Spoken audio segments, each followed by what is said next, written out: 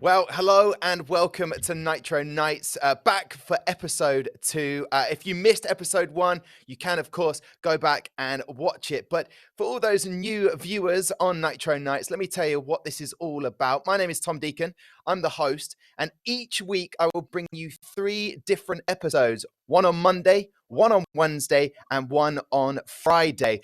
Each episode will have a different guest, and today is no different. But let me explain a little bit more than that. Right now, in the world current climate, all racing has been postponed for obvious reasons, and there has been a huge boom for online racing. So, in Nitro Nights, we will be bringing you all of the overview, worldwide news on sim racing and esports racing in general, giving you all you need to know. This is the one-stop shop for you to come and watch and enjoy. And as I say, Monday, Wednesday, Friday, it's very important as this scene and community that if there's anything that we're missing out talking about, that you let us know in the comments and on Nitro Nights.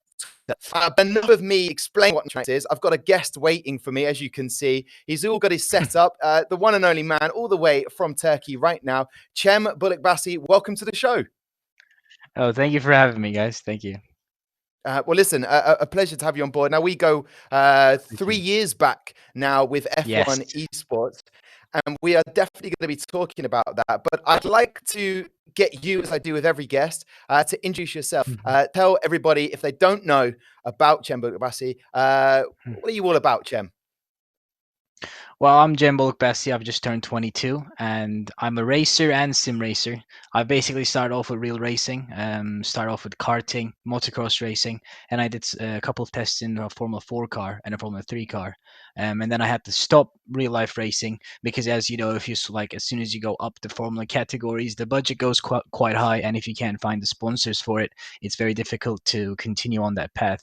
And that's when I was lucky enough to get introduced with F1 eSports, because a year later I kind of stopped racing. F1 eSports was announced, and that was like a massive turnover for me, because I said if I can't race it in real tracks, I might as well just race it on virtual tracks. And yeah, since 2017 F1 eSports was announced, my life has basically changed, because I started off, I basically turned into a sim racer, and then I had the chance to work with one of the best esports teams in the world, G2 Esports, and also two-time F1 world champion Fernando Alonso. And then all these years after racing in 2017, I finished fifth in F1 esports. In 2018, we finished second with Toro Rosso. And then in 2019, I had the chance to actually um, race again in real life with the opportunity that F1 esports has given me and with the exposure they've given me. And I've raced in GT4 European Series, got a podium in my second race, raced in Formula Renault, and now I'm also have a full contract to race in GT4 European Series for full season in 2020. But obviously, it's being postponed right now for a bit. But yeah, that's me. You can say that now I'm not just a sim racer, but also a real life racer. And that is why we have you on Nitro Nights. I was very excited to have you on the show, Cem. I do apologize. Your setup looks great. I need to ask, you've got a fridge behind you, a poster, Yes. 2 chairs. I've got nothing. I've got 1 chair here. And I also have, for no good reason, an avocado. This is a toy avocado that makes a noise. So anyway, that's me. Why do you have 2 chairs in your setup, Cem? So this is my first chair that I bought for sim racing. This one, and I've bought it in like 2015, I think. And when F1 Esports started, obviously we had to use the same equipment as in the championship.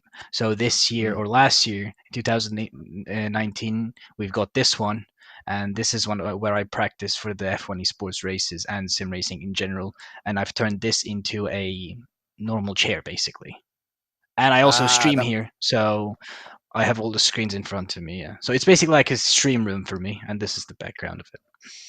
Yeah. Well, listen, Cem, thank you very much for explaining that for our viewers. And also to our viewers, we hope you're well. We hope you're safe at the moment. Obviously, the coronavirus is prevented worldwide racing to take place, but it is happening online. And that's what Nitro Nights is all about, right? The tournaments are happening at the weekends. Cem, we're going to get into that today. We're going to discuss that, all of the weekend action. Also, I want to talk to you kind of, it seems to be the topic of conversation, the serious sim racing versus the sim entertainment racing at the moment that's going on. Yeah. And as you've mentioned, what it's like to jump into a real car versus sim racing and kind of the restraints and difficulties that puts on you, and also the fun. There's got to be fun, right? So listen, it is fun. Cem, let's get down to it.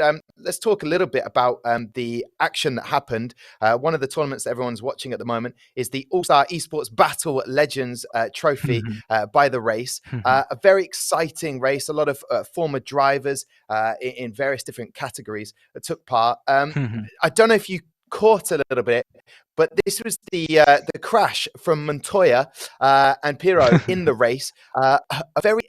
Talk us through from your opinion what sort of happened in this. Honestly, I mean, it is. So first of all, I think it's great to see all these names on the virtual racing, because if something that's helped esports is these days, because we can see all these real life racers just basically switching to esports and virtual racing. So it's great to see these events. But yeah, I mean, it's obviously a big crash, but is the video playing right now? Yeah, it will play. Be quite the fight in the Legends race. So it's Part playing of now. The race is all-star esports battle, and these are the old stars getting ready to race as the lights. It's basically the same passion you have in real racing. Everybody wants to win, but there's only one winner, and this stuff happened basically. Carving into the lead of the race, goes ahead of Juan Pablo Montoya. So Pierrot leads. Oh, Montoya's hit him. Round they both go at turn one. It's like 1973 as they all hit into each other on the exit. Big crash. Indeed, but obviously you mentioned there, Cem, it's all the big racers that we know, familiar names heading on to the sim racing, and we've noticed that a lot recently. Have you been surprised by how many former drivers are stepping up into the sim world? I mean, definitely. If you just look at the names there on that list, it's crazy when you think about it. Or like basically racing with your idols is something that you don't doesn't happen every day, really. And obviously, I believe Montoya was tweeting about the event. The eventual winner was Franchitti in that one. He won 4-time IndyCar Series champion. He won that race. I believe we can see the tweet from Montoya talking about all of it. It's exciting. Is that something that you would like to potentially get involved in? I mean, how does that work for you guys? I mean, do you have to ask for permission? I haven't spoken with the race, but I mean, why not? I would love to do it because we have all the free time basically in the world, and I'm already involved with. I want to be involved as many races as possible, and if I have the opportunity to race in these, then why not? Yeah, I think it's a great platform to show your talent, show yourself, and race with the big names, really. So why not? Yeah. Well, why not? And this could be you. This is Dario Franchitti winning the races we'll see here.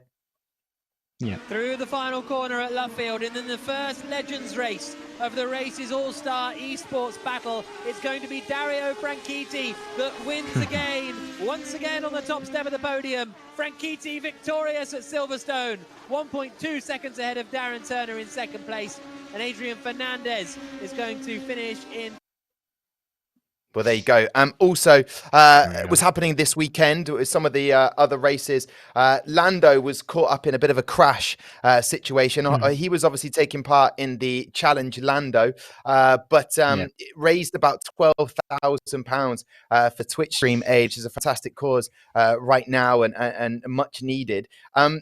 This seems to be also another stem. So if it's not just the former racing drivers getting into the sims, it's people like yourself, Cem, streaming their activities. And this is the crash that happened during his stream aid. You're on the right, 3 wide, left side, 2 wide. Still there, clear. Right side. Save this, I got this. Left side, clear. Holy crap! What even happened? Did he hit the? I think he hit the sausage curve there. Yeah, I think possibly. that made him spin there. Yeah. Obviously, Lando was doing that, constantly streaming his races. We know he's an F1 driver. We know he doesn't need Yeah. to necessarily be competing and winning every race, but he streams and sim races for fun. However, Yeah. there was a moment where if he said he got enough money together through stream sponsors to go to charity, then he would shave his head. This was his announcement. Obviously, it's all for a good cause in the end of the day. So, thanks for all of the donations from every single person. It's been great. But I am gonna have to shave my hair. Just saying. Like, I put it in there. I'm man of my word. Will, thanks for the Twitch Prime. Cem, thanks for the Prime. Even thanks. And after working with him last night, Cem, I have found out that he's already bought his hair trimmers, so he's going to get ready to start shaving the hair. Not completely. He's not going to go. He's not a bald Lando. He's just going to be just a little bit of hair there. Is that something that maybe you might do in one of your streams, Cem? I mean, I've done something similar in the past. In 2019, we did the iRacing Daytona 24 hours, and we raised the money during that 24. It was a 25.5-hour stream, and all the money we raised was basically donated to a charity as well. So I would love to do that. Yeah. Not only is the sim racing incredibly good fun for the drivers and for the viewers, but it's also for a great cause as well. Yeah, exactly. I mean, if we can help other people out, then why not? If we can use that power of bringing people together to just raise some money and help others, then why not? Yeah. Yeah. Okay. Well, listen. So that was taking part. So Lando was doing that. He had the All-Star Esports Battle was taking place. There was also the MotoGP virtual race, which the eventual winner Alex Marquez won that. And what I love, obviously, we're talking about sim rigs on Nitro Nights, but also he was just on the pad and winning as well, which I think is the only way to race in the MotoGP. But this is some of the action from that event that took place at the weekend. And Alex Marquez will get back under the inside of him, will they? But it's Alex Marquez, the debutant, that hits the front once again, closely followed by Pecco Bagnaia. And there's just over half a second separating Alex Marquez and Pecco Bagnaia. Fastest lap of the race, going the way of Alex Marquez, 1:45.1. He exits the final corner in his debut race. It's going to be a debut win for the Moto2 World Champion. He starts life in MotoGP with victory here at Mugello. I feel like he was about to dab there. What do you reckon, Cem? Looks like he was just going to send out a cheeky dab. He might have, and then he realized that maybe he shouldn't. So I don't know why he didn't do it. But I mean, the simulators on MotoGP is quite different, right? Because you don't really have like we have this rig for the racing side, but for the MotoGP side, you don't really have that motion sim that we were talking about, like in the arcades, right? Because then you have to play with a pad. So like simulation work is very important in F1 and all the, let's say, four-wheel series. But do they have that technology in MotoGP as well? I mean, I'm not really sure about it. Yeah, maybe not yet, but that's something that I guess the experts of the MotoGP, if you're watching, let us know. What are they doing in the game to try and push that along? Also, if that wasn't enough for people who are loving their sim racing and esports racing in general, there was an opportunity for people to get involved again with Valachi Pros Racing, which you took part in, Cem. We knew we were getting there. You were worried for a second we wouldn't mention it. This is the crash at the beginning. Let's catch up and remind ourselves of what happened. This was at the start Norris of the race. Norris will lead the way. When will he go?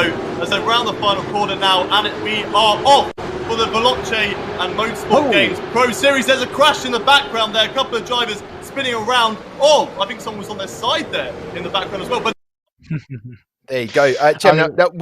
You were in that. You were 10th at the start of there, and then you, because of that crash and great driving, you managed to get down to 6th. What did you see of? What did you see of that crash? Honestly, I didn't see much because it happened on my left side, but I think it was at the start where it was a rolling start. So first they kind of hit the throttle and then they left it off. and that caused a massive Mm. pile up. So people had to change lanes, and when that happened, it just caused a massive crash, I think. But I switched to the right side, and luckily it was the correct side, and I kind of avoided all that. And yeah, I gained a few positions, but I had a slowdown penalty, which I don't really understand how I got it in lap 1, which pushed me back to 10th place. So I kind of gained all those positions, and then I gave it away anyway. So it wasn't really helpful for me in the end. No, but you did eventually finish 6th in that race. The Yes. eventual winner was Lando Norris. We saw a crash earlier, but Lando was the eventual winner in race 1 for that. A very good race, I believe. In second, you had Baldwin, Venestraz, Delatrez, Tieta, and then yourself. But Lando the winner. How difficult is it from changing from an F1 car to the cars you were racing in there? It's very difficult because you're used to going very, very fast on an F1 car, and when you switch to any other car that isn't a Formula car, it suddenly feels like you're a minute slower a lap, and you basically are. I mean, the lap times you do with the V8 supercars are in like over 2 minutes, 2:05, something like that, and I think in the F1 game you do about 128, 127, or 126. So it's a massive difference, and also it's a different game with I wouldn't say completely, but different physics. Every game has its own characteristic. Every simulator has its own characteristics, and you can't just switch from one game to another and be super fast in it. You need to spend time on each game to basically master the characteristics to go as fast as possible. And yeah, it's a big switch, obviously. But obviously, with more time on the track, you can take in the sights more of Silverstone, so that's a positive. Yeah, big positive is that I have experience on both games, and also thanks to F1, I also have a lot of laps on that track, so it's not that I'm unfamiliar with it. Obviously, prefer to have been higher up in the positions, but race 2, your main man Kodric beat Lando Norris. He was the eventual winner in race 2. What did you take from that? Because you finished high, you finished 5th in that race. Yes, it was a close race for the second one as well. We were all battling. It was me, Louis Delatraz, Lando was there too, and I think Sasha Fenestras. We were all battling, but it was very difficult to overtake. And Louis had sort of a damage on his rear wing, and he lost his rear wing, but he was losing a bit of downforce in the corner, so we were closing up to him. But his top speed was really fast, so we couldn't overtake him. So I had to try it on the last lap. It was a very close. It was a great battle with Louis we had on last lap. I tried my best to get 4th, but it wasn't enough. So I finished 5th. I think it was a very fun race. Like you said, I mean, these are very entertaining races, also very competitive races. So I think doing more of these just makes it more fun, really. Now, I don't know how to phrase this without angering you, Cem. Listen, last weekend, in the previous weekend to this one just been, there was something about you. There was a bit more of a spark. I think we've got highlights of an epic turnaround from you, Cem. Talk us through what happened. 17th to 6th after turn 2. I mean, break late, please. P17. I did get a very good start. I think I don't know why, but I think my start was very, very good there. So that would basically gave me the first advantage. I had a better run than everyone else. So I think even before turn 1, I already gained like 3-4 positions or something like that, or maybe 2, 4, 5. I think I gained 5 positions until turn 1.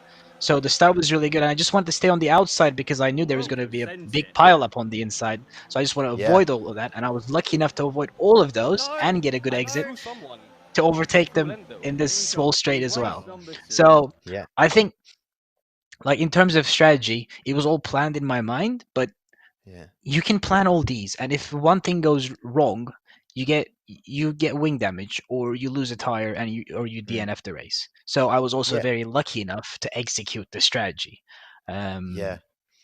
So like getting a win after finishing 17th was very fun. I can say that, Well, I was going to ask you, Cem, about how the real life racing is affecting Mhm. esports racing. I want to touch on that point you just made there about you can have the perfect strategy, but other Mhm. races will affect your race. That's normal in real Mhm. life. But what Yeah. have you noticed in the past weeks? You're a sim racer. This is how you built your name up in the F1 eSports Pro Series.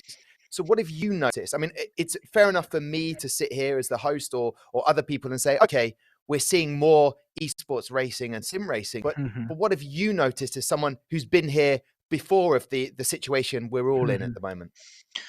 I think no matter like how big the esports scene is, not just the racing side, but in general the esports scene is, there was always a big prejudice about esports and gaming in general. But Mm, I think these last few months has been a great help to basically break that because people were saying that, let's say esports racing was on a game, it wasn't real racing. It's not the same thing if you're not driving the car in real life and all that. Now, since there is mm, not the real life racing part, they actually had the opportunity to watch before saying anything because they were doing all these judgments without watching it. mm. Now they are Yeah, basically they were forced to watch it because there was not real life racing, and when they saw it, they were like, "Wow, we said all these, but it wasn't yeah, really like this. It's so fun to watch." So I think in terms yeah, of esports side and the racing side, obviously, because I think racing esports scene is one of the most important esports scenes since you have the real life drivers practicing in esports,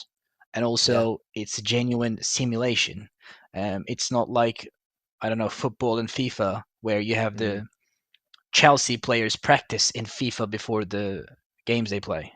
So yeah. they have a direct comparison, and seeing all these, I don't know, good comments about it, a good attention that esports racing gets is just great to see because we've been there since 2017, since the beginning when F1 esports made the first step. Yeah. So okay then, Chem. So you've got all these drivers that are coming into the scene, the Mhm, community now. How does that make mhm. you feel, seeing as you were there at the beginning? Does that make you feel like, hey, I welcome them because they're going to make me improve, or are you a little Mhm. bit like, hey, I was here at the beginning. Where have you been? Oh. No, I mean, I was here from the beginning and I really wanted this to grow. And Mm, I've seen it grow very quickly, and I would really want to be a part of it and say, look, we were here since the beginning, and at the beginning it mm. was like this, but now you can see how it basically improved. Yeah, yeah, And yeah. we are the one of the few people that actually had the opportunity to see this graph of Mm, improvement. yeah. And I think being a part of that is very important. Okay, so obviously with Nitro Nights, this show, and I have to say as well, London, I've been wearing the t-shirt all Mhm. show, has got terrible internet. So I do apologize if it's a bit slow. We are working on that. Soon there'll be a studio that we're going to be in when it's safe to be in and do so. People will watch this and say, right, I want to follow Cem Bölükbaşı's journey. I'll start with sim racing, improve my Yeah. skills, then make it out into the real world of racing. What's Mhm. that like, Mhm. Cem? Explain that to people. What's it like when you step in that car? That's a daunting moment, right? Hmm. Yeah, I mean, it's crazy because you play like I've played countless hours of sim racing games, over 1,000 hours, maybe 2,000 hours, and stuff like that. And you say, I've done so many laps around this track that I probably know it. But then you jump on the real track. The track is actually very, very similar. I mean, when I first jumped on a track and I was inside the, let's say, from a Renault car, I was like, wow, this looks like VR. But then when Yeah. you actually drive the car to get that feeling of speed, they can simulate basically everything Mm. in a simulation. But the Mm. feeling of speed, 1 second, the Siri just enabled it. Okay. They can basically simulate everything, but you can go over 300 kilometers per hour in the game. But when you're going over 300 in real life, it's not quite the same feeling because you're No. actually going very fast. And to Yeah. go over that feeling and say that, okay, I'm going to turn this corner going 250 kilometers per hour is something very different because in the game, the most important thing is you crash, you force the, like, you check the limits, you crash, you spin, you hit the barriers, you only click one button and you're back in the game and you Yeah. restart. Yeah. In real life, you don't have that. You have very limited practice time. If you crash, it limits you as well. And doing one more lap is super important. So you need to be careful enough to not spin, not crash, and do as many laps as possible. But I mean, it's also not a budget-friendly sport, of course, Yeah. and it's not an easy sport to do. You need to have a lot of sponsor backing. Like for me, my big chance was getting involved with F1 esports. It basically changed my life because the exposure it gave me helped me find sponsors to race in a real Formula car. So all the things I've done in the past year was thanks to esports and F1 esports, basically. Wow. So you really are the opportunity. People can see the path that you've taken. I remember it. I remember it clearly. Year one, back in 2017, in Abu Dhabi. I heard a producer in my ear say to me, Fernando Alonso, who I'd never met, is coming up the stairs with Cem Bölükbaşı. You need to interview them now. And I remember that we had the Yas Marina behind us. Yeah. To know that you've gone on to have those experiences, people want to know, has there been any moments with these drivers that you've met along the way where there's been a bit of starstruck feelings from Cem? Yeah. I mean, basically every time, because it's Fernando Alonso facing you, and he knows you, and you're speaking to him. And when I won the race in Abu Dhabi, before the interview we've done, I was going up to the stage next to you, and I hear someone say Cem behind me, and I turn around and I see Fernando Alonso coming at me to hug me to say congratulations. I was like, wait, what's going on? It was all like a dream moment. Like that weekend was basically, I still need to pinch myself to see if that was real or not. Yeah. Well, it was definitely real, Cem. There's one final question I want to ask you just quickly. Because of the opportunities people see right now to get into sim racing, to get their name out there, you want people to watch you as everyone else does on the stream so that they come into your channel. That's a way of making money, building up the brand. Should people be taking sim racing seriously, or should they still be seeing it as a fun entertainment as well as sim racing? Where do you see that? I think it has to be seen as both, because the fun side is very fun and the competitive side is incredibly competitive. You have the F1 esports grid, you have the all 20 drivers separated by half a second in qualifying or less than half a second. So I think doing it as for fun makes it a different joy, because then you know you're having fun. But when you do it for competition, then you need to really concentrate and you know you need to win to impress people. But you need to do it for fun as well. But sometimes you forget that you need to have fun while you're doing the competitive part. So you need to kind of arrange that and do it for fun. You need to do basically race with your friends, have some fun on stream, anything you want off stream, have some fun, but you also need to be competitive and do both. Okay. Well, listen, Cem, I think that's a perfect way of saying you need to find that balance. Cem, I know that you've got some more laps to put in today. It's a short episode today for Nitro Nights. Thank you so much for coming on. We wish you the best. What's the next tournament you'll be taking part in? I think it's with the Valachi guys again. We have not the GPs coming up, or it's the Valachi Pro Series we have on iRacing. All right. Well, listen, best of luck with that. Just to let everybody else who's been watching on Nitro Nights for this episode, we'll have a brand new guest coming back on Wednesday. And then, of course, we'll be back on Friday. If there's things you really want to see in the show, then don't forget to put it down in the comments just below this video, and also on our Twitter, which is Nitro Nights. And then, as Cem said, if you're sim racing at the moment, enjoy it, have fun, and know when you need to be competitive. We'll see you in the next episode on Wednesday. Take care.